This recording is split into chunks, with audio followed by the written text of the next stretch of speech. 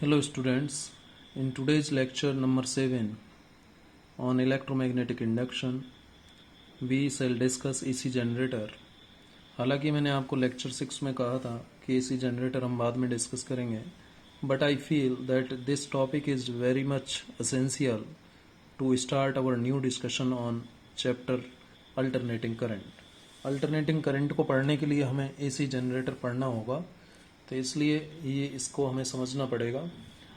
AC generator it is a device which converts mechanical energy into electrical energy. ये सब बात आप जानते हैं, 10th क्लास में आपने AC जनरेटर पढ़ा है। AC जनरेटर एक ऐसी डिवाइस है जो कि मैकेनिकल एनर्जी को किस में बदलता है, इलेक्ट्रिकल एनर्जी में बदलता है। ठीक है, और आप ये भी जानते हैं कि AC जनरेटर का जो प्रिंसिपल है, working principle, the working principle of AC generator is electromagnetic induction. क्या है वर्किंग प्रिंसिपल? इलेक्ट्रोमैग्नेटिक इंडक्शन है। ठीक है, इलेक्ट्रोमैग्नेटिक इंडक्शन। क्लियर। अब यदि मैं इसके कंस्ट्रक्शन की बात करूं, कंस्ट्रक्शन ऑफ AC जनरेटर, तो कंस्ट्रक्शन कैसा होता है, इसका डिजाइन क्या होता है। इलेक्ट्रोमैग्नेटिक इंडक्शन आप सब जानते हैं, a phenomena in which current और EMF is induced due to change in magnetic flux linked with any coil. तो इलेक्ट्रोमैग्नेटिक इंडक्शन के प्रिंसिपल पर वर्क करता है कौन? AC generator. और ये मैकेनिकल एनर्जी को इलेक्ट्रिकल एनर्जी में बदलता है, यानी जो हम पावर इलेक्ट्रिसिटी जनरेट करते हैं, ठीक है, चाहे हाइड्रो पावर स्टेशन की बात कर रहे हो, चाहे हम न्यूक्लियर पावर स्टेशन की बात कर रहे हो, चाहे हम थर्मल पावर स्टेशन की बात कर रहे हो, सभी स्टेशंस में हमें AC जनरेटर के टरबाइन को घुमाना होता है। हाइड्रो पावर स्टेशन में हम पानी का इकट्ठा करते हैं एक बड़ा डैम बना करके, और फिर उस पानी को टरबाइन पर गिराया जाता है, टरबाइन घूमता है, आर्मेचर घूमता है, फाइनली इलेक्ट्रिसिटी जनरेट होता है। न्यूक्लियर पावर स्टेशन में हम पानी को गर्म करते हैं चेन रिएक्शन की हेल्प से, उससे पानी से स्टीम बनता है, उस स्टीम को टरबाइन के ऊपर गिरा करके टरबाइन को घुमाया जाता है, फाइनली इलेक्ट्रिसिटी जनरेट होता है। थर्मल पावर स्टेशन में हम कोल की हेल्प से या जो पराली होती है उसको जला करके हम थर्मल पावर स्टेशन में पानी को गर्म करके उसकी भाप बनाते हैं, स्टीम बनाते हैं, और फाइनली जनरेटर का आर्मेचर मैग्नेटिक फील्ड की प्रेजेंस में घूमता है और इलेक्ट्रिसिटी जनरेट होती है। तो ये सारी बातें आप अच्छे से जानते हैं। जनरेटर का डिजाइन कैसा होता है, कैसा बना हुआ होता है, आप सब जानते हैं इस बात को भी। एक इलेक्ट्रोमैग्नेट के दो पोल हैं। ये ऐसा नहीं है कि दो अलग अलग मैग्नेट हैं, ध्यान रखिए, एक ही इलेक्ट्रोमैग्नेट के ये दो पोल हैं, नॉर्थ एंड साउथ। ठीक है, यू शेप मैग्नेट हम जनरली लेते हैं इस टाइप से, लेकिन मैंने इस तरीके से बनाया है। इसका मतलब ये दो अलग अलग मैग्नेट नहीं है, ये एक ही मैग्नेट के दो पोल हैं, नॉर्थ एंड साउथ, और स्ट्रॉन्ग इलेक्ट्रोमैग्नेट है। कैसा है? स्ट्रॉन्ग इलेक्ट्रोमैग्नेट है। ठीक है, इसके बीच में हम एक क्या रख देते हैं, आर्मेचर, और उस आर्मेचर को यानी कॉइल को एक लूप बना देते हैं, इस टाइप का लूप, रेक्टेंगुलर लूप बनाते हैं, और इस लूप को बनाने के लिए हम इंसुलेटेड कॉपर वायर की हेल्प लेते हैं। किसकी हेल्प लेते हैं? इंसुलेटेड कॉपर वायर की हेल्प लेते हैं। ठीक है, इंसुलेटेड कॉपर वायर को सॉफ्ट आयरन कोर पर, किस पर? सॉफ्ट आयरन कोर, जैसे ये आयरन कोर है, सॉफ्ट आयरन कोर, इसके ऊपर इंसुलेटेड कॉपर वायर को बाउंड करके, ठीक है, क्या बना लिया जाता है? आर्मेचर बना लिया जाता है। मान लीजिए ये armature PQRS is the armature, right, और ये इसका एक्सिस ऑफ रोटेशन हो जाएगा। ये जो आर्मेचर घूमेगा, इसका ये डॉटेड लाइन जो मैं बना रहा हूँ, ये एक्सिस ऑफ रोटेशन, या फिर कह सकते हो एक्सेल हो जाएगा। ये क्या हो जाएगा? एक्सेल या एक्सिस ऑफ रोटेशन आप कह सकते हो। ठीक है, और ये घूमेगा किससे? एंगुलर वेलोसिटी ओमेगा से। ठीक है, रोटेशन में आएगा तो ओमेगा एंगुलर वेलोसिटी होगा। और आप जानते हैं कि इस आर्मेचर PQRS से जुड़ा हुआ क्या रहता है? स्लिप रिंग होता है। यहाँ पर ये स्लिप रिंग जुड़े रहते हैं। ठीक है, ये स्लिप रिंग R1 है। वैसे ही एक दूसरा स्लिप रिंग और होता है R2, एक दूसरा स्लिप रिंग होता है R2। ठीक है, ये R1 और R2 भी आपस में जुड़े रहते हैं, और R1 और R2 से यहाँ पर दो ब्रसेज जुड़े रहते हैं, कार्बन ब्रसेज। ठीक है, R1 और R2 से दो ब्रसेज जुड़े रहते हैं, कार्बन ब्रसेज। ये B1 कार्बन ब्रश और ये B2 कार्बन ब्रश है। ठीक है, और ये जो डॉटेड लाइन जो है, ये एक्सेल यानी एक्सेस ऑफ रोटेशन है इसका आर्मेचर का। ये सब आप बात जानते हो। अब जो भी इस आर्मेचर के घूमने से जो भी करंट जनरेट होगा उसको पावर हाउस में भेजने के लिए हम एक्सटर्नल सर्किट में V1 और V2 से एक्सटर्नल सर्किट यानी पावर हाउस में जो भी यहाँ पर करंट इलेक्ट्रिसिटी जनरेट हो रहा है, अल्टरनेटिंग ईएमएफ जो भी इंड्यूस हो रहा है, ठीक है, इंड्यूस्ड करंट जो भी यहाँ पर होगा, ठीक है, उसको हम कहाँ भेज देंगे, पावर हाउस में भेज देंगे। तो यहाँ पर कौन सा वोल्टेज जनरेट हो रहा है, अल्टरनेटिंग वोल्टेज यानी ईएमएफ, ठीक है, ये इंड्यूस हो रहा है यहाँ पर due to change in magnetic flux. तो ये होता है स्ट्रक्चर किसका, एसी जनरेटर का। तो R1 और R2 क्या है यहाँ पर, R1 and R2, R1 and R2 क्या है, ये दोनों हैं स्लिप रिंग्स। क्या कहते हैं इनको, स्लिप रिंग्स कहते हैं, स्लिप रिंग्स, ठीक है, स्लिप रिंग्स, क्लियर। और V1 V2 क्या है, B1 and B2, B1 and B2 क्या है, कार्बन ब्रसेज हैं, कार्बन ब्रसेज हैं, ठीक है। B1 B2 क्या है, कार्बन ब्रसेज हैं, ठीक है, कार्बन ब्रसेज हैं B1 B2, ठीक है। अब देखिए वर्क कैसे करता है, यहाँ पर जुड़ा रहता है बेटा टरबाइन।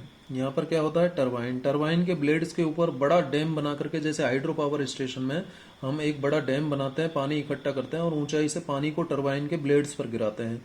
तो टरबाइन के ब्लेड्स पर जब पानी गिरता है तो उसकी जो ग्रेविटेशनल पोटेंशियल एनर्जी है वो टरबाइन को मिलती है और उस वजह से ये टरबाइन घूमने लगता है। और टरबाइन से जुड़ा हुआ कौन है, ये armature.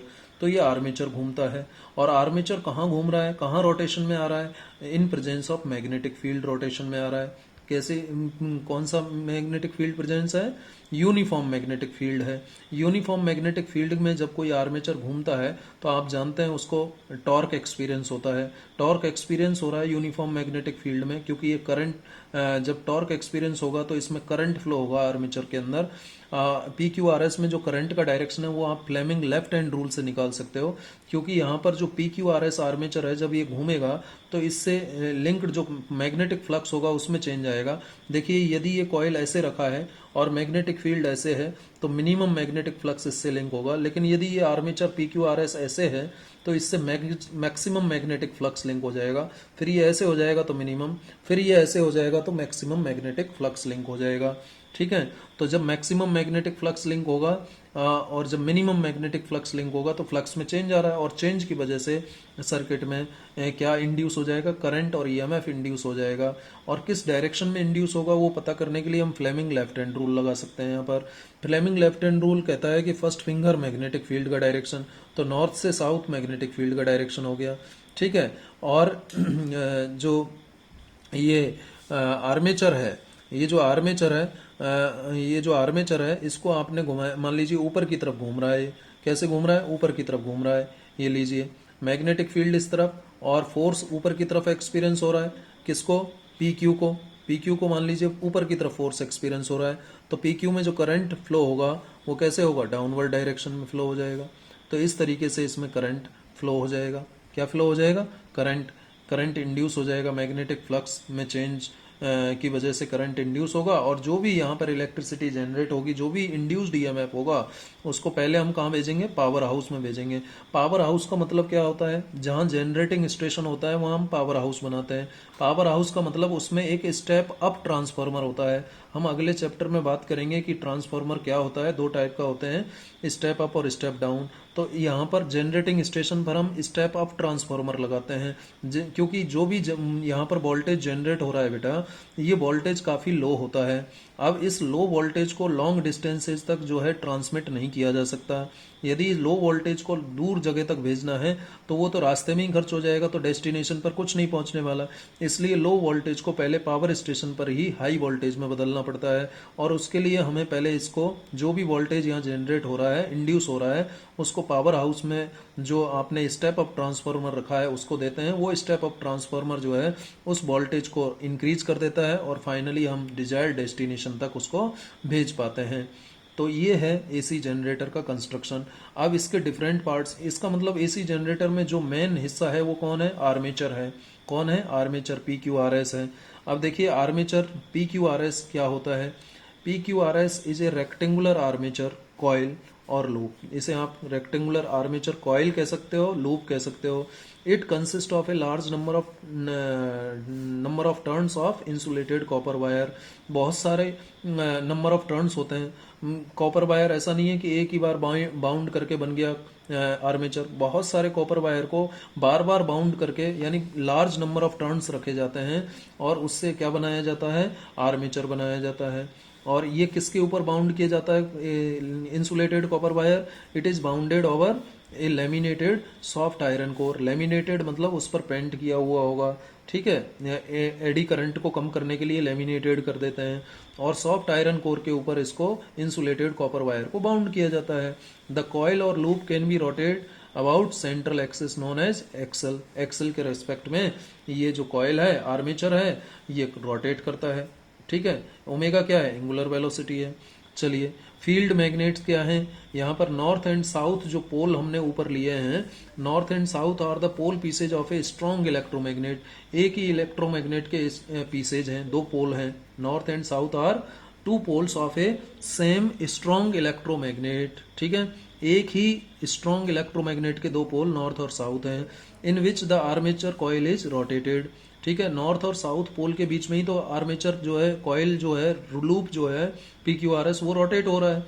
Axis of rotation is perpendicular to magnetic field lines. Definitely जो एक्सिस ऑफ रोटेशन होगा, मैग्नेटिक फील्ड लाइन तो इस पेंसिल की डायरेक्शन में होंगी, नॉर्थ से साउथ की तरफ होंगी, और जो एक्सिस ऑफ रोटेशन है वो ऐसे होगा, वो ऐसे होगा। तो एक्सिस ऑफ रोटेशन तो क्या हुआ, इस मैग्नेटिक फील्ड, ये एक्सिस ऑफ रोटेशन है, मान लीजिए ये पेन एक्सिस ऑफ रोटेशन है और जो पेंसिल है ये मैग्नेटिक फील्ड का डायरेक्शन है। तो दोनों एक दूसरे के क्या होते हैं, परपेंडिकुलर होते हैं, ठीक है। अब देखिए स्लिप रिंग्स क्या होती हैं, R1 R2 जो हमने लगाई हुई है slip rings. R1 and R2 are two hollow metallic rings होती हैं। ये कैसी होती हैं? होलो मेटेलिक रिंग्स होती हैं। To which two ends of armature coil are connected. These rings rotate with the rotation of the coil. तो देखिए होलो मेटेलिक रिंग्स हैं, ये होलो मेटेलिक रिंग्स हैं जो कि आर्मेचर के दोनों एंड्स को जोड़ती हैं, ठीक है। और ये जैसे ही ये आर्मेचर घूमेगा, कॉइल घूमेगी, तो उसके साथ साथ ये रिंग्स जो स्लिप रिंग्स हैं ये भी घूमेंगी। और स्लिप रिंग्स की सरफेस को एकदम साफ रखने के लिए कि कोई कार्बन का डिपोजिशन ना हो, कोई कंटामिनेशन ना आए सरफेस पर, उसको हमेशा फ्रेश बनाने के लिए यहाँ पर ब्रश लगा दिए गए हैं, कार्बन ब्रशेज। ये कार्बन ब्रशेज इसकी सरफेस को हमेशा साफ बनाए रखते हैं, क्योंकि सरफेस साफ होगा तो उतना ही अच्छी कंटिन्यूटी के साथ जो भी ईएमएफ यहाँ पर जनरेट हो रहा है, इंड्यूस हो रहा है, वो ईएमएफ आगे सर्किट में चला जाएगा। यानी जो कंटिन्यूटी है इंड्यूस्ड करंट का वो अच्छा बना रहेगा, क्योंकि सरफेस पर जब कोई कंटामिनेशन नहीं होगा तो कंटिन्यूटी बेटर होगी। तो सरफेस को हमेशा फ्रेश बनाए रखने के लिए, क्लीन बनाए रखने के लिए हमने कार्बन ब्रशेज का यूज किया है। चलिए, तो ब्रशेज क्या है? V1 and V2 are two flexible metal plates. Flexible metal plates जिनको हम कार्बन ब्रशेज कह रहे हैं, ठीक है। पर्पज क्या है इन ब्रशेज का? Is to pass on current from armature coil to external load resistor and to keep the surface of rings neat and clean. Surface of ring को कैसा बनाए रखने के लिए? नीट एंड क्लीन बनाए रखने के लिए हमने ब्रश लगाए हुए हैं, जिससे कि कोई कंटामिनेशन ना हो, सरफेस हमेशा कैसी रहे, फ्रेश बनी रहे, जिससे कि कंटिन्यूटी बेटर होगी। अब देखिए इसकी थ्योरी हम डिस्कस करते हैं। जो आर्मेचर PQRS है बेटा, वो आर्मेचर रोटेट कर रहा है किस स्पीड के साथ? एंगुलर वेलोसिटी ओमेगा के साथ। एंगुलर स्पीड या एंगुलर वेलोसिटी ओमेगा के साथ रोटेशन में है। कौन? आर्मेचर PQRS, ठीक है। अब जब ये रोटेट करेगा, जब ये आर्मेचर रोटेट करेगा तो फ्लक्स में चेंज आएगा, और जब फ्लक्स में चेंज आएगा तो EMF इंड्यूस होगा। तो कितना EMF इंड्यूस होगा वो हम अब मैथमेटिकली डिराइव कर लेते हैं। तो यदि हम बात करें at time t is equal to 0, मतलब इनिशियली क्या है, थीटा का वैल्यू 0 होगा। अब ये थीटा क्या है जी? देखिए थीटा क्या है, ये मैग्नेटिक फील्ड का डायरेक्शन तो यही रहने वाला है जिस डायरेक्शन में मैंने पेन रखा है, ठीक है। मैग्नेटिक फील्ड का डायरेक्शन तो यही रहने वाला है। अब स्टार्टिंग में जो कॉइल है, आर्मेचर कॉइल है, वो ऐसे कैसे रख दी? इस तरीके से रख दी। आर्मेचर कॉइल ऐसे रख दी, तो थीटा का वैल्यू क्या हो जाएगा? 0 हो जाएगा, क्योंकि मैग्नेटिक फील्ड इस डायरेक्शन में, और जो एरिया वेक्टर है इस सरफेस का, जो एरिया वेक्टर होगा वो भी तो ऐसे ही होगा। ठीक है, इस सरफेस का जो एरिया वेक्टर है वो इस तरफ होगा। ठीक है, तो एरिया वेक्टर और मैग्नेटिक फील्ड दोनों सेम डायरेक्शन में होंगे, और जब एरिया वेक्टर और मैग्नेटिक फील्ड सेम डायरेक्शन में होंगे तो थीटा का वैल्यू जीरो होगा।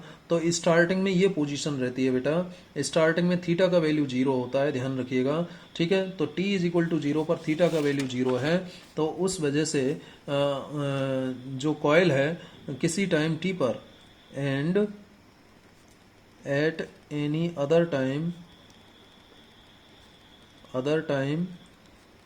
t, थीटा क्या हो जाएगा, थीटा जीरो नहीं होगा, थीटा की वैल्यू जीरो के बजाय क्या हो जाएगी, थीटा की वैल्यू कुछ ना कुछ होगी, ओमेगा टी हो जाएगी।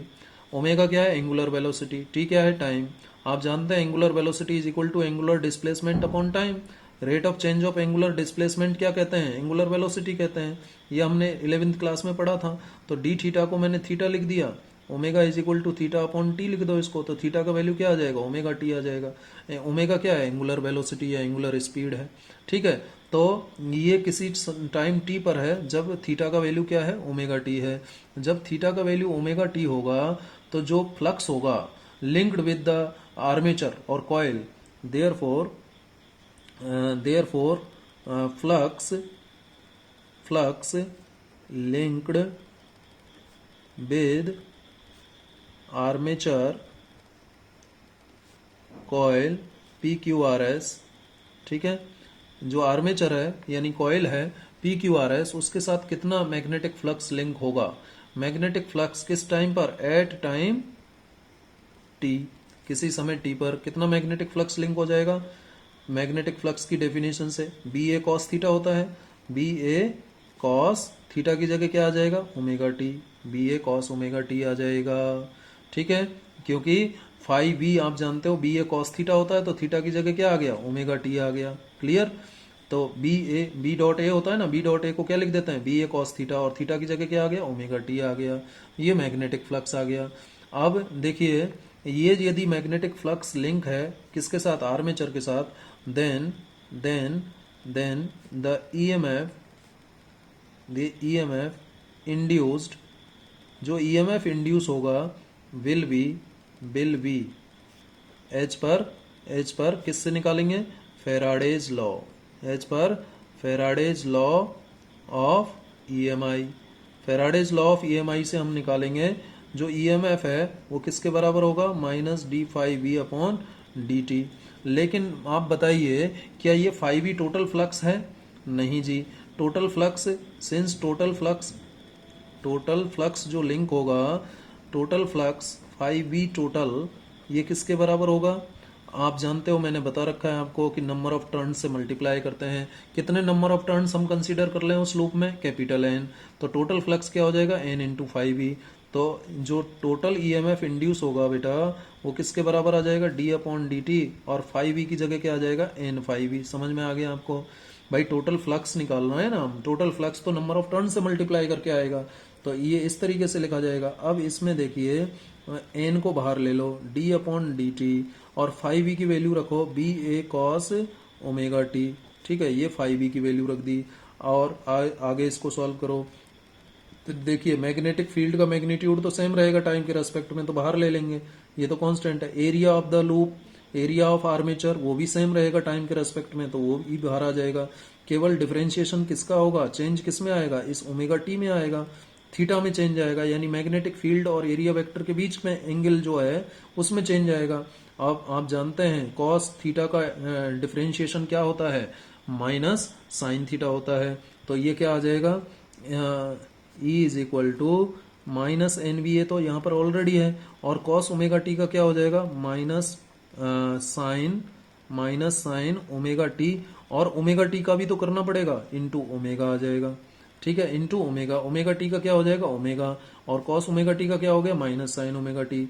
अब देखिए माइनस से माइनस कैंसिल हो गया, यानी माइनस इंटू माइनस प्लस हो जाएगा, तो ये क्या लिखा जाएगा, N B A omega sine omega T. ठीक है, ये आ जाएगा N B A omega sine omega t, ये वैल्यू आ जाएगी। अब इससे आगे यदि हम बढ़े हैं कि इंड्यूस्ड ईएमएफ मैक्सिमम कब होगा, ईएमएफ मैक्सिमम कब होगा, ये एक इक्वेशन आ गई जो कि इंपॉर्टेंट इक्वेशन है, ध्यान रखिएगा आप। ठीक है, induced EMF since induced EMF will be maximum, कब होगा मैक्सिमम, कब होगा इंड्यूस्ड ईएमएफ कब मैक्सिमम होगा, जब थीटा की वैल्यू क्या हो, थीटा की वैल्यू क्या हो बेटा 90 डिग्री हो, थीटा की वैल्यू 90 डिग्री हो, यानी ओमेगा टी क्या हो 90 डिग्री हो। यानी कब ईएमएफ ज्यादा इंड्यूस होगा, जब बी और ए के बीच का एंगल क्या हो 90 डिग्री हो। जब बी और ए के बीच का एंगल 90 डिग्री होगा तो ई का वैल्यू क्या आ जाएगा N B A omega sine 90 degree आ जाएगा, और साइन 90 क्या होता है 1 होता है, तो ये क्या आ जाएगा E B A N B A omega, और इसी को हम कहेंगे ई जीरो। तो ई का वैल्यू क्या आ गया ई जीरो, ई जीरो को हम क्या कह रहे हैं मैक्सिमम कह रहे हैं, ई जीरो का मतलब मैक्सिमम ईएमएफ आ गया। ठीक है, induced maximum EMF, therefore induced max, यहाँ लिख सकते हो आप maximum induced EMF E zero किसके बराबर आ गया, ई जीरो बराबर आ गया एन बी ए ओमेगा, ये मैक्सिमम इंड्यूस्ड ईएमएफ हो गया, ध्यान रखिएगा। ठीक है, यानी एन बी ए ओमेगा की जगह ई जीरो लिख सकते हैं। कई बुक्स में मैक्सिमम को ई जीरो के बजाय ई एम भी लिखा है बेटा, कई बुक्स में ई जीरो लिखा है, या कई बुक्स में ई एम भी लिखा है मैक्सिमम ईएमएफ को। ठीक है, तो सिंबल में आप ध्यान देना मैक्सिमम ईएमएफ, हमने जैसे ई जीरो को मैक्सिमम बोला है ना, वैसे ही बुक्स में ई एम भी लिखा है मैक्सिमम के लिए, तो ध्यान दीजिएगा। अब देखो एन बी ए ओमेगा की जगह ई जीरो लिख दें इस इक्वेशन में, तो इक्वेशन क्या बन जाएगी, चलिए आगे इक्वेशन बनाओ। इक्वेशन बन जाएगी देयर फोर ई का वैल्यू किसके बराबर आ जाएगा, ई का वैल्यू आ जाएगा आपका ई जीरो साइन ओमेगा टी आ जाएगा, यानी इतना ईएमएफ इंड्यूस होगा। और ये ईएमएफ है कैसा, ये ईएमएफ ये साइन क्या बता रहा है कि इसका मतलब ईएमएफ साइन वेव के जैसा होगा, यानी इस तरीके का ईएमएफ इंड्यूस होगा, इस तरीके का ईएमएफ इंड्यूस होगा। ठीक है, इस तरीके का ईएमएफ इंड्यूस होगा। ये जीरो है, t is equal to zero, ये आपका हो गया t is equal to T by two, capital T by two, और ये हो गया t is equal to capital T upon 4, और यहाँ हो जाएगा आपका 3t/4। ठीक है, और यहाँ हो जाएगा आपका कितना t, कैपिटल टी हो जाएगा। ठीक है, इस तरीके से ईएमएफ इंड्यूस होगा, और ये जो वैल्यू आएगी, ये जो वैल्यू आ रही है किसकी ईएमएफ की, किस समय पर t is equal to t/4 पर, ये वैल्यू मैक्सिमम वैल्यू होगी किसकी ईएमएफ की। ठीक है, ऐसे ही इधर ये जो वैल्यू आएगी, इधर कभी मैक्सिमम पॉजिटिव साइड में मैक्सिमम होगा, कभी नेगेटिव साइड में मैक्सिमम होगा। देखिए कभी ये एक बार पॉजिटिव साइड में फर्स्ट हाफ के लिए, सेकंड हाफ के लिए नेगेटिव साइड में मैक्सिमम हो गया, और जीरो भी हो रहा है। ठीक है, जीरो हो रहा है, फिर पॉजिटिव साइड में मैक्सिमम हो रहा है, फिर जीरो हो रहा है, फिर नेगेटिव साइड में मैक्सिमम हो रहा है, फिर जीरो हो रहा है। तो ये एक कंप्लीट साइकिल कहलाता है, आप जानते हो। फर्स्ट पॉजिटिव हाफ और फर्स्ट नेगेटिव हाफ मिलकर के एक कंप्लीट साइकिल बना, यानी जीरो से कैपिटल टी एक कंप्लीट साइकिल होता है, ये हाफ साइकिल होता है यहाँ तक t/2। ठीक है, हाफ साइकिल होता है। अब यदि ईएमएफ आपको पता लग गया E zero sine omega t है, तो इंड्यूस्ड करंट क्या होगा, therefore induced current in armature. ठीक है, कितना करंट इंड्यूस होगा आर्मेचर, या फिर कहो कॉइल भी कह सकते हो उसको, आर्मेचर कॉइल ऑफ रेजिस्टेंस, कितना रेजिस्टेंस है मान लीजिए आर्मेचर कॉइल का, मान लीजिए R है, तो इंड्यूस्ड ईएमएफ I कितना हो जाएगा, तो I बराबर इंड्यूस्ड ईएमएफ अपॉन रेजिस्टेंस ये होता है।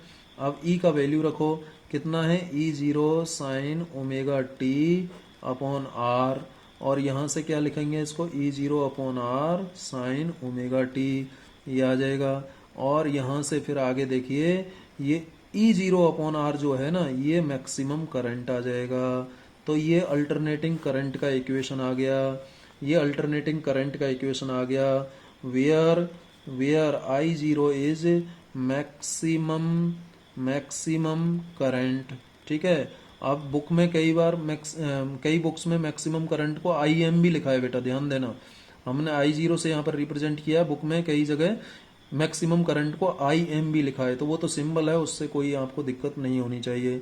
और ये आई किसी टाइम टी पर करंट है, अल्टरनेटिंग करंट का इक्वेशन हो गया ये, ठीक है। और अल्टरनेटिंग वोल्टेज का इक्वेशन क्या आया था हमारा, E is equal to E zero sine omega t. तो ये तो हो गया अल्टरनेटिंग वोल्टेज, ठीक है। अल्टरनेटिंग क्यों है ये, क्योंकि ये साइन जो ओमेगा टी आ रहा है ये बता रहा है कि इसमें कंटिन्यूअस चेंज आ रहा है, साइन वेव की फॉर्म में चल रहा है। तो ये अल्टरनेटिंग करंट, यानी अल्टरनेटिंग करंट या वोल्टेज वो वोल्टेज है जिसका मैग्नीट्यूड लगातार बदल रहा है और डायरेक्शन भी बदल रहा है, ठीक है। और ये जो इक्वेशन आई ये अल्टरनेटिंग करंट आ गई, अल्टरनेटिंग करंट, या फिर हम इसको एसी करंट भी कहते हैं शॉर्ट में, ठीक है। एसी करंट भी कहते हैं, अल्टरनेटिंग करंट कहो या तो ऐसे लिखो पूरा अल्टरनेटिंग करंट, या फिर क्या लिख सकते हो, एसी करंट, ऐसे लिख सकते हो एसी करंट। हालांकि अल्टरनेटिंग करंट करंट बनेगा इसका फुल फॉर्म, लेकिन इसको क्या कहते हैं, एसी करंट कहते हैं, ध्यान रखना, एसी करंट। तो ये एसी करंट का इक्वेशन हो गया और ये एसी वोल्टेज का इक्वेशन हो गया, जो कि हमें जरूरत पड़ेगी अगले चैप्टर में, ठीक है। तो चलिए इससे आगे बात करते हैं, इससे आगे बात कर लेते हैं, कुछ क्वेश्चंस ले लेते हैं। अब क्वेश्चंस क्या क्या हैं वो भी देख लेते हैं। हाँ जी, इसके ऊपर कुछ क्वेश्चंस ले लेते हैं। जैसा कि पहला क्वेश्चन है example 6.11 of NCERT book, NCERT book का एग्जाम्पल है। कमला, कमला नाम का कोई लड़की है, कमला पेडल्स ए स्टेशनरी बाईसाइकिल, ठीक है। वो अपनी साइकिल चलाती है, ठीक है, उसमें पेडल मारती है, ठीक है। The pedals of the bicycle are attach to a 100 turns coil of area. जो पेडल्स हैं वो किससे, एक सर्कुलर पहिया सा होता है ना जिसमें क्या होते हैं, टीथ होते हैं जिसमें, ठीक है ना, वो सर्कुल जिस पर चेन लगी रहती है, उसे क्या कह रहे हैं, बाईसाइकिल के जो पेडल हैं वो अटैच होते हैं किससे, 100 टर्न्स कॉइल ऑफ एरिया, इतना उसके कॉइल नाम दे रहे हैं। The coil rotates at half a revolution per second, और कॉइल कितने पर रोटेट होती है, half a revolution per second. यानी ये जो half a revolution per second है ये फ्रीक्वेंसी दे रखा है आपको, half a revolution per second क्या दे रखा है, फ्रीक्वेंसी दे रखा है, ध्यान रखिए, ठीक है। And it is placed in a uniform magnetic field, और यूनिफॉर्म मैग्नेटिक फील्ड जिसमें ये रखी हुई है वो वैल्यू दे रखा है perpendicular to the axis of rotation. कैसे रखे हुए हैं, perpendicular to the axis of rotation. इसका मतलब क्या हुआ, परपेंडिकुलर यानी थीटा की वैल्यू 90 है, थीटा की वैल्यू क्या है, 90 है, ध्यान रखिएगा, थीटा की वैल्यू क्या है, 90 है, ठीक है। What is the maximum voltage generated in the coil, तो मैक्सिमम वोल्टेज कितना होगा। तो देखिए क्या क्या गिवन है पहले तो वो निकाल लो।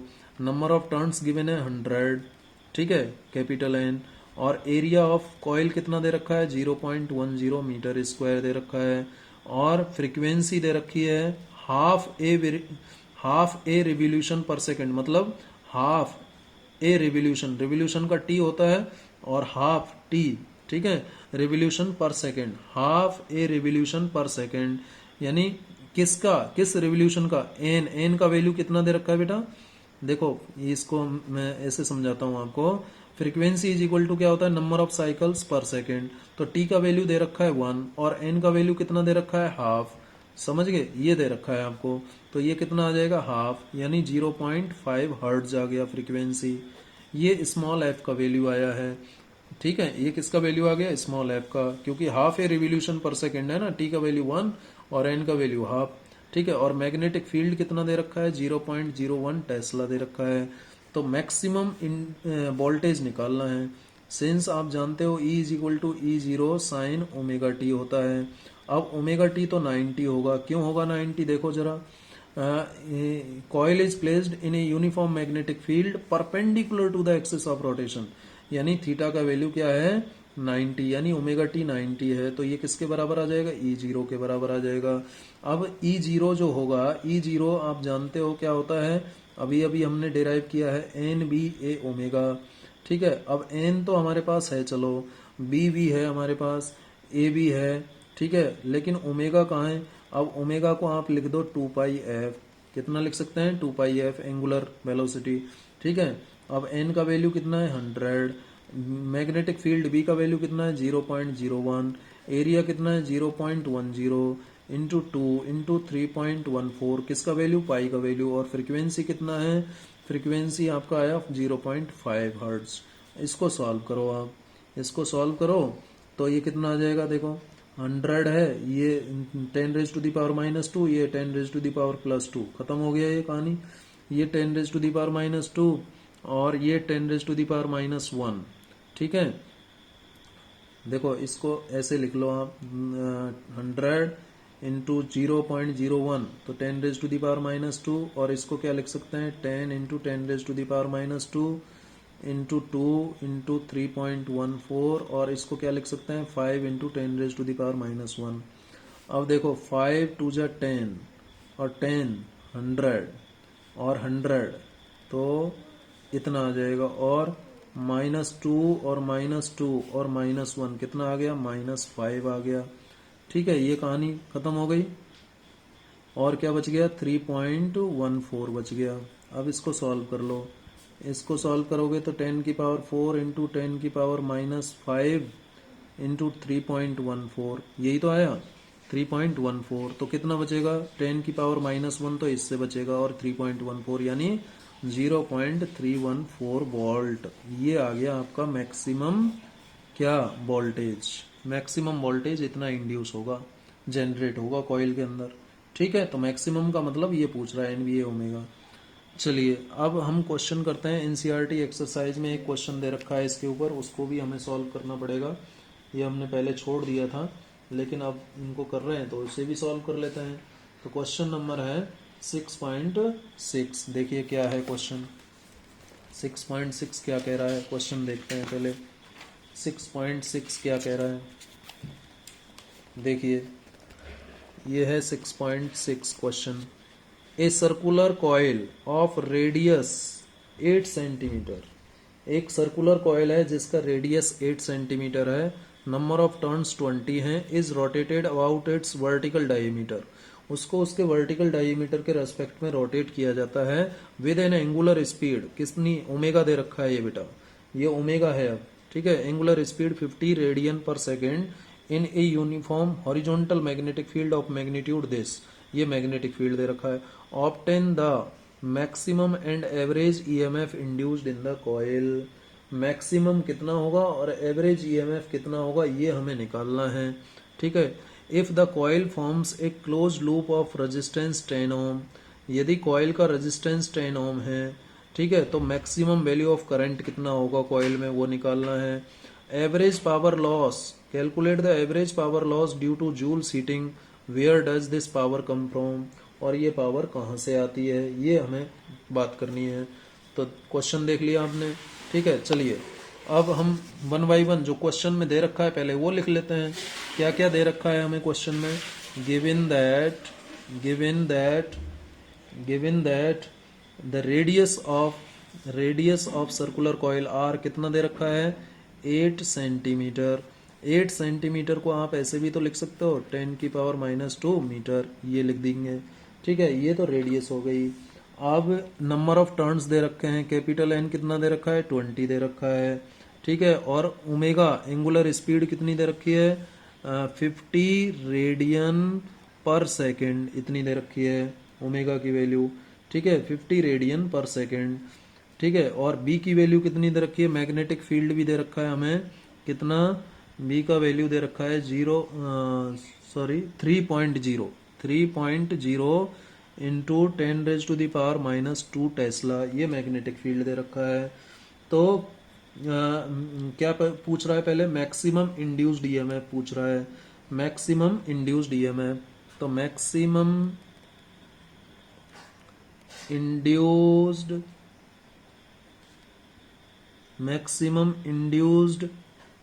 ईएमएफ कितना होगा, यानी E0 पूछ रहा है, और E0 किसके बराबर होता है, NBA ओमेगा, ये होता है। N का वैल्यू कितना, 20, B का वैल्यू कितना, 3 इंटू 10⁻⁻2, 3.0 लिखो या 3 लिखो, एक ही बात है। और एरिया निकालना पड़ेगा, एरिया सर्कुलर कॉइल है तो पाई आर स्क्वायर होगा, कितना होगा, पाई आर स्क्वायर। पाई का वैल्यू कितना, 3.14, और आर कितना हो जाएगा, ये इसका स्क्वायर मतलब 64 इंटू 10⁻⁻4 मीटर स्क्वायर। ये हो जाएगा एरिया। तो यहाँ रख दो 3.14 इंटू 64 इंटू 10⁻⁻⁴, ये एरिया हो गया। और ओमेगा कितना हो गया? ओमेगा की वैल्यू हो गई 50। ओमेगा की वैल्यू कितनी हो गई? 50 हो गई। ठीक है, ओमेगा की वैल्यू कितनी है? 50 है। अब इसको जब आप सॉल्व करोगे बेटा, सॉल्व करो, 60 तो ये हो गया और 50 से मल्टीप्लाई करो 60 को, तो 3000, यानी 3 इंटू 10⁻³ आ जाएगा। 3 इंटू 10⁻, देखो 50 इंटू 3 150 और इंटू 20 यानी 3000, 3 इंटू 10⁻⁻³ और ये -2 और ये -4 तो 10⁻⁻⁶ और ये 3.14 और इंटू 64। ठीक है, ये आया और ये तो खत्म हो गया। अब ये देखो ये कितना हो जाएगा? 64 को 3 से मल्टीप्लाई करो, 3 4 जा 12, 1 3 6 जा 18 और 19। ठीक है, इंटू ये कितना बचेगा? 10⁻³ बचेगा और इंटू 3.14। जब इसको आप सॉल्व करोगे तो वैल्यू आएगी अप्रोक्सीमेटली 0.603 वोल्ट। ये मैक्सिमम ईएमएफ इंड्यूस होगा। ठीक है, अब पूछ रहा है एवरेज ईएमएफ क्या होगा? एवरेज ईएमएफ कैसे निकालते हैं? एवरेज ईएमएफ क्या होगा? एवरेज ईएमएफ, ठीक है। अब एवरेज ईएमएफ का मतलब है, एवरेज ईएमएफ निकलता है एक कंप्लीट साइकिल में बेटा। तो ये था 0, ये था T/2 और ये हो गया T, ये कंप्लीट साइकिल हुआ। तो जितना ईएमएफ इस फर्स्ट हाफ के लिए होगा उतना ही ईएमएफ तो सेकंड हाफ के लिए होगा। मान लीजिए फर्स्ट हाफ के लिए आपने जो ईएमएफ निकाला वो ये निकाला, तो सेकंड हाफ के लिए भी इतना ही आएगा, लेकिन नेगेटिव साइन होगा क्योंकि ये तो पॉजिटिव आ रहा है और ये नेगेटिव आएगा। तो एवरेज ईएमएफ क्या आ जाएगा? 0 आ जाएगा। एवरेज ईएमएफ क्या होगा? 0 होगा। ठीक है, for a complete cycle. Complete cycle के लिए निकलता है एवरेज, ध्यान रखना। एवरेज हमेशा कंप्लीट साइकिल के लिए निकलेगा, हाफ साइकिल के लिए नहीं, यानी पूरे साइकिल 0 से T के लिए निकलेगा। ध्यान रखना इस बात को, इंपॉर्टेंट बात है। ठीक है, तो ये एवरेज ईएमएफ हो गया। अब करंट कितना होगा? Maximum induced current, maximum induced current. और जब क्या दे रखा है आपको? रेजिस्टेंस भी दे रखा है। रेजिस्टेंस कितना दे रखा है कॉइल का? रेजिस्टेंस दे रखा है 10 ओम। रेजिस्टेंस का वैल्यू कितना दे रखा है? 10 ओम, ये ध्यान रखना। अब इसको रखो, सॉल्व करो। मैक्सिमम इंड्यूस्ड करंट क्या होगा? I0। I0 की वैल्यू किसके बराबर होगी? E0/R होगी। E0 की वैल्यू क्या है? 0.603 और R की वैल्यू क्या है? 10। R की वैल्यू क्या है? 10। तो ये कितना आ जाएगा बेटा? 0.0603 एम्पियर। ये मैक्सिमम करंट आ गया। अब मैक्सिमम करंट आ गया तो पावर भी आ जाएगी। तो पावर कितनी होगी? पावर, ठीक है, पावर डिसिपेटेड एज हीट, जिसका लॉस, पावर किसकी फॉर्म में? हीट की फॉर्म में, डिसिपेटेड एज हीट। ठीक है, जूल हीटिंग इफेक्ट के अकॉर्डिंग। अब पावर होता क्या है? लेकिन पावर जो होगा ना बेटा, ये पावर आएगा, ध्यान रखिए, ये आगे हम डिराइव करेंगे। E0 into I0, half E0 I0, ये होगा पावर। ठीक है, अब I0 का वैल्यू क्या था? अभी हमने देखा हाफ E0, I0 का वैल्यू क्या है? E0/R। तो E0/R यानी पावर क्या आ गई? E0² 2R आ गई पावर। अब E0 की वैल्यू आपके पास है, E0 की वैल्यू कितनी है? E0 की वैल्यू 0.603 और इसका होल स्क्वायर अपॉन 2R का मतलब 10। ठीक है, इसको जब आप सॉल्व करोगे तो जो पावर है बेटा लगभग आ जाएगी 0.018 वाट, ये पावर आएगी। ठीक है, इसको कैलकुलेट कर लेंगे आप तो ये पावर आ जाएगी। अब कह रहा है लास्ट में कि where does this power come from, ये पावर आती कहाँ से है, कहाँ से आती है? The source of this power is external agent which keeps the coil rotating. तो पावर कहाँ से आ रही है? ठीक है, power comes from external, power comes from external source। ठीक है, external source which keeps the coil rotating। अब कौन है एक्सटर्नल सोर्स? एक्सटर्नल सोर्स है, पानी गिर रहा है ना, किस पर गिर रहा है? किस पर गिर रहा है? टरबाइन पर। टरबाइन घूम रहा है तो विच keeps the coil, keeps the coil rotating. तो उससे आती है पावर, यानी आर्मेचर का इसमें रोल है। किसमें? किसका? आर्मेचर। जितने ज्यादा नंबर ऑफ टर्न्स होंगे वो आर्मेचर जो है वहां पर टॉर्क एक्सपीरियंस करेगा, और उस टॉर्क की वजह से इसका रोटेशन है। किसका रोटेशन है? कॉइल का। और उस रोटेशन की वजह से इसके पास पावर आ रही है। ठीक है, तो ये बात भी आप इसमें निश्चित तौर पर याद रखिएगा कि पावर का सोर्स क्या है। ठीक है, जो कौन कौन है सोर्स? जो कि कॉइल को रोटेट करता है। कौन रोटेट कर रहा है? टॉर्क रोटेट कर रहा है। और वो रोटेशन किसकी वजह से आ रहा है? आप जब हाइट से वाटरफॉल कर रहे हो, हाइट से पानी गिरा रहे हो, तो उससे क्या आ रहा है? क्या नाम से आपका फोर्स एक्सपीरियंस हो रहा है और टॉर्क लग रहा है। फाइनली टॉर्क एक्सपीरियंस जो होता है लूप के द्वारा, उसकी वजह से ऐसा हो रहा है।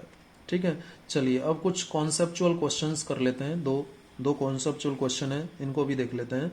What is the direction of induced currents in metal ring 1 and 2? ये 1 और 2 है, मेटल रिंग है। ये दूसरा डायग्राम है, 1 और 2 मेटल रिंग इसमें भी है। ये करंट का डायरेक्शन है, इसमें करंट इस डायरेक्शन में है। ठीक है, and when current I in the wire is increasing, when current I in the wire is increasing, current I in the wire is increasing, current I in the wire is increasing. किसमें? A में। और B में यहां मान लो is decreasing, current is decreasing.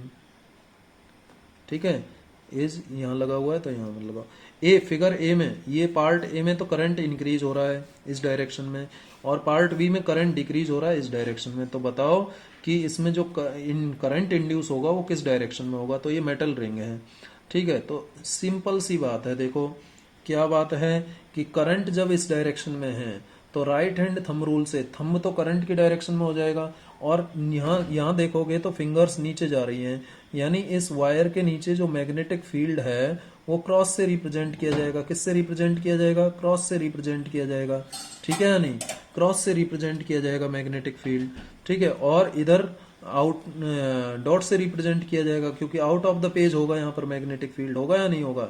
कैसे पता चला? राइट हैंड थंब रूल से पता चल गया हमें।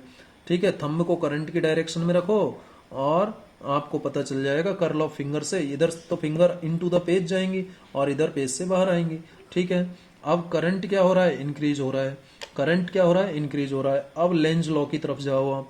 लेंज लॉ क्या कहता है कि जब करंट इंक्रीज होता है तो जो करंट है वो इस तरीके से इंड्यूस होगा कि जो फ्लक्स इंक्रीज हो रहा है, करंट इंक्रीज हो रहा है तो फ्लक्स इंक्रीज होगा, कि वो जो फ्लक्स इंक्रीज हो रहा है उसको अपोज करेगा वो।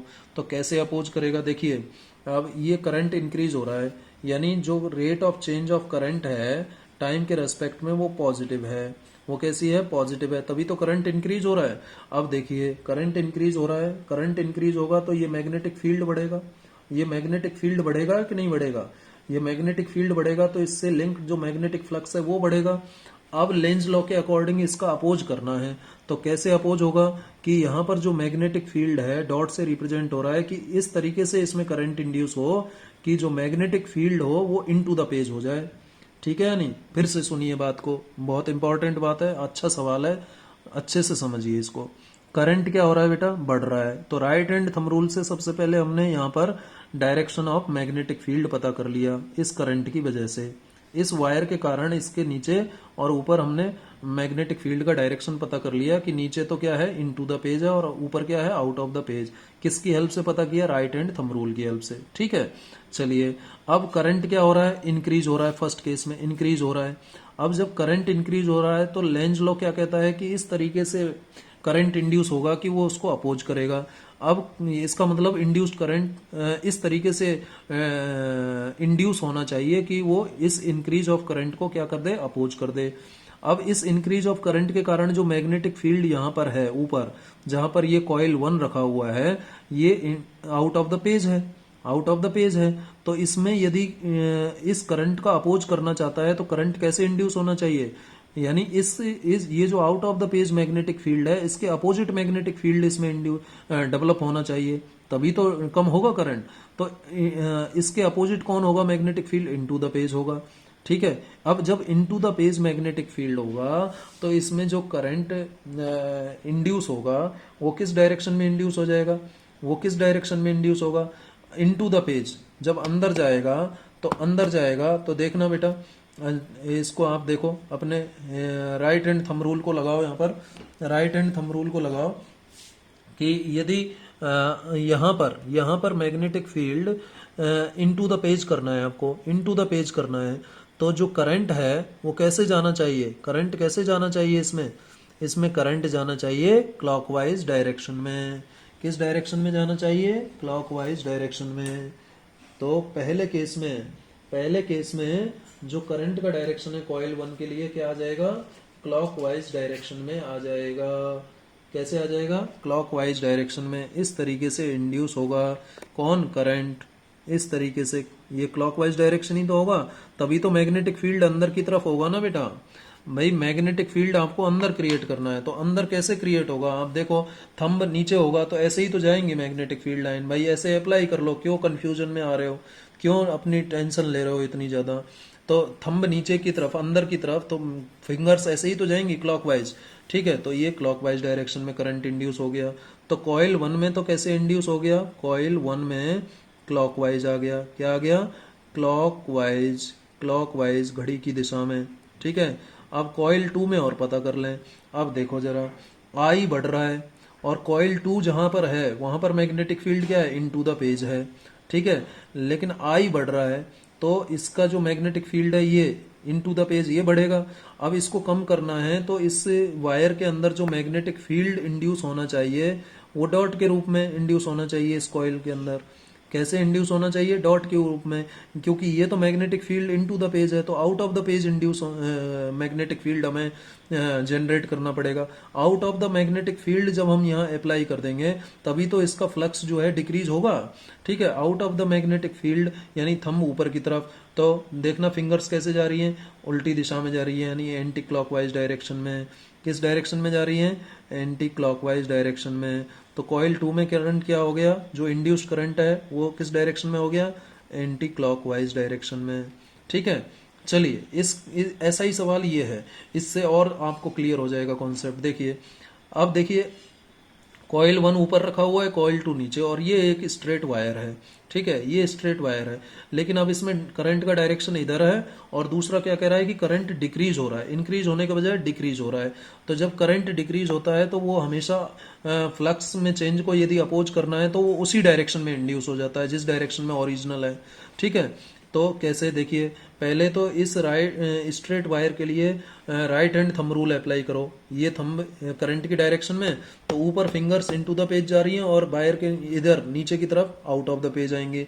यानी यहाँ पर जो मैग्नेटिक फील्ड है वो क्रॉस से रिप्रेजेंट किया जाएगा, ऊपर किया जाएगा कि नहीं? ठीक है, इस करंट के कारण कह रहा हूँ। और नीचे मैग्नेटिक फील्ड डॉट से रिप्रेजेंट किया जाएगा, ये भी क्लियर हो गया, ये डॉट से रिप्रेजेंट किया जाएगा। ठीक है, अब देखो जरा करंट क्या हो रहा है? डिक्रीज हो रहा है। अब करंट डिक्रीज हो रहा है तो हमें जो मैग्नेटिक फील्ड यहाँ सेट करना पड़ेगा, जो मैग्नेटिक फील्ड हमें बेटा यहाँ सेट करना पड़ेगा वो उसी डायरेक्शन में सेट करना पड़ेगा जिस डायरेक्शन में पहले वाला मैग्नेटिक फील्ड है सपोर्ट करता है ना। इस केस में जब करंट डिक्रीज होता है, ध्यान दीजिए, करंट जब डिक्रीज होता है तो लेंज लॉ ये कहता है कि जो इंड्यूस्ड मैग्नेटिक फील्ड हम यहाँ जनरेट करेंगे वो इस तरीके से इंड्यूस होगा कि वो ओरिजिनल मैग्नेटिक फील्ड की डायरेक्शन में होगा। यानी इसके अंदर भी जो मैग्नेटिक फील्ड है वो कैसे डेवलप हो जाएगा? क्रॉस के रूप में डेवलप होगा। और क्रॉस होगा तो अब बताइए, इनटू द पेज, अंदर इस लूप के अंदर, तो कैसे आ गया? क्लॉकवाइज आ गया। इसमें भी क्या आ गया? क्लॉकवाइज आ गया। तो कॉइल 1 में यहां भी क्या आ रहा है? क्लॉकवाइज आ गया। देखो आंसर कैसे इंड्यूस हो गया? क्लॉकवाइज। कौन? करंट इंड्यूस हो गया। अब 2 का देखो, करंट डिक्रीज हो रहा है इसलिए ऐसा हो रहा है बेटा, करंट डिक्रीज हो रहा है। अब यहां पर मैग्नेटिक फ्लक्स ये डिक्रीज होगा। अब मैग्नेटिक फ्लक्स डिक्रीज होगा तो अब जो इंड्यूस्ड ये करंट होगा वो इस तरीके से इंड्यूस होगा कि जिस डायरेक्शन में मैग्नेटिक फील्ड ओरिजिनल है उसी डायरेक्शन में इंड्यूस्ड मैग्नेटिक फील्ड भी आ जाएगा। तो यहाँ पर भी मैग्नेटिक फील्ड अंदर क्या हो जाएगा? डॉट से रिप्रेजेंट हो जाएगा। डॉट से रिप्रेजेंट होगा। समझ गए बात को? जब डॉट से होगा तो थंब ऊपर, तो फिंगर्स कैसे जाएंगी? एंटी क्लॉकवाइज जाएंगी, एंटी क्लॉकवाइज जाएंगी, यानी कॉइल 2 में जो मैग्नेटिक फील्ड करंट इंड्यूस हुआ वो एंटी क्लॉकवाइज हो गया। उम्मीद है आपको ये समझ में आया होगा। तो वीडियो को पॉज कर करके आप देखिएगा, समझिएगा। ठीक है, अच्छा सवाल था, समझना बहुत जरूरी है। फिर भी कोई कंफ्यूजन है तो आप कमेंट करके जरूर बताइएगा।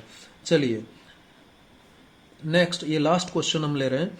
ए बार मैग्नेट, ये भी अच्छा सवाल है। A bar magnet falls from height h, ये एक बार मैग्नेट है जो हाइट h से गिर रहा है, ठीक है, थ्रू ए मेटल रिंग, ये मेटल रिंग है जिसमें कोई कट नहीं है, एक क्लोज लूप है ये, ठीक है, मेटल रिंग से गिर रहा है। इसका एक्सिलरेशन क्या होगा बार मैग्नेट का? क्या जी के बराबर होगा एक्सिलरेशन? बताइए, जी के बराबर होगा क्या?